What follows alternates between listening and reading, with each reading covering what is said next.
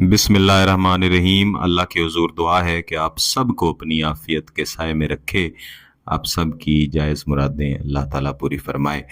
गिलानी साहब YouTube channel की video में दिया गया ये नक्श जो अभी मैं आपको बना के यहाँ पे दिखाऊंगा, इसे आपके महबूब को आपकी मोहब्बत में काबू करने के लिए इस्तेमाल किया जाता है।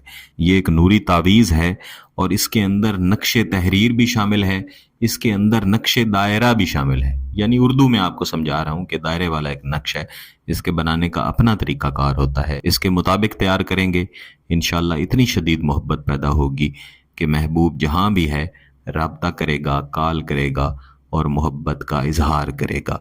किसी भी दिन आप ये कर सकते हैं, किसी भी वक्त कर सकते हैं, लेकिन ज़्यादा बेहतर है कि जुमेरात वाले दिन और फजर की नमाज के बाद आप इसको तैयार करें।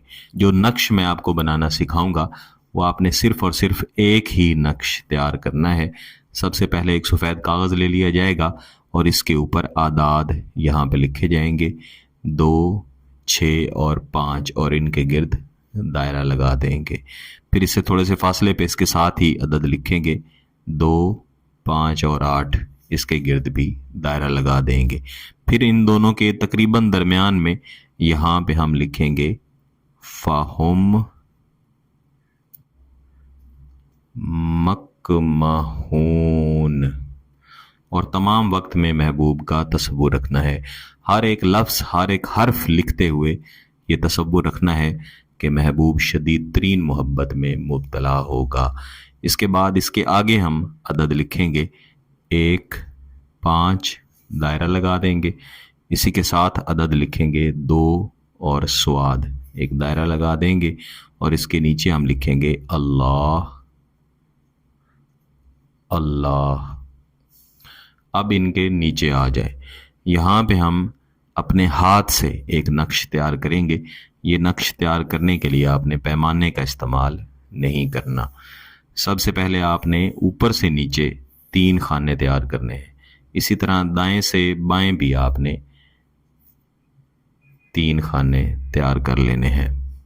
हमज़ा, तोए, दाल, लाम, हे, मैं साथ साथ बोल भी रहा हूँ ताकि आपके लिए समझना आसान हो। रे और हे 8, ऐन 2 और 9।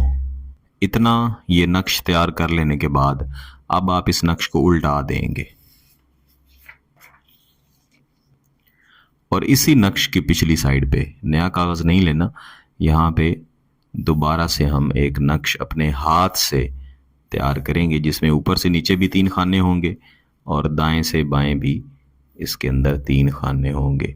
इसमें हम आदाद लिखेंगे 2, 6 और 5, 2, 6 और 0, 2, 6 और 1, 2, 5 और 8, 2, 6 और 2, 2, 6 और 6, 2, 6 और 3, 2, 6 और 4, 2, 5 और 9।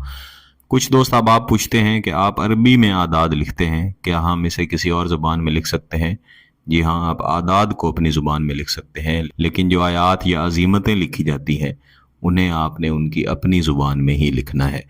इसके अलावा माँ के नाम के बारे में भी पूछा जाता है कि माँ का नाम अगर मालूम ना हो तो उसकी जगह पे आप हव्वा लिख सकते हैं, लेकिन इससे अमल का वो असर नहीं मिलेगा जो कि माँ का असल नाम लिखने से मिलेगा।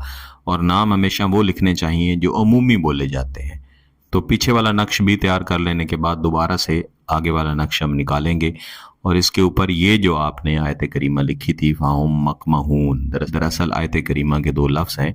इन्हीं 2 लफ्ज़ों को अव्वल व आखिर एक मरतबा दुरूद शरीफ पढ़ के 10 मरतबा आपने पढ़ के इस नक्श के ऊपर दम कर देना है। और इसके बाद ये 2 अजीम लफ्ज़ अल्लाह अल्लाह, इनको पढ़ के भी कम अज़ कम 10 मरतबा इनको भी पढ़ के आपने इसी नक्श के ऊपर दम कर देना है। दम कर लेने के बाद आपने इसे लपेट लेना है। लपेटने के बाद बेहतर है कि इस नक्श को दफन किया जाए, क्योंकि ये एक खाकी नक्श है। जितने भी खाकी नकूश होते हैं इन्हें हमेशा दफन करना चाहिए। इन्हें जितनी मिट्टी की तासीर मिलती है उतनी ही शदीद तरीन मोहब्बत آپ کے محبوب کے دل میں پیدا ہوتی ہے، محبوب آپ کی طرف متوجہ ہوتا ہے۔ اس نقش کے نیچے خوب لکھنے کی ضرورت نہیں ہے، فقط آپ کا تصور ہونا کافی ہے۔ خوب لکھ لیں پھر بھی ٹھیک ہے۔ اگر آپ کا مقصد جائز ہے، اس عمل کی اجازت چاہیے، تو گیلانی صاحب یوٹیوب چینل کو سبسکرائب کر لیں، گھنٹی کا بٹن دبا دیں اور اس ویڈیو کو ضرور لائک کیجیے گا۔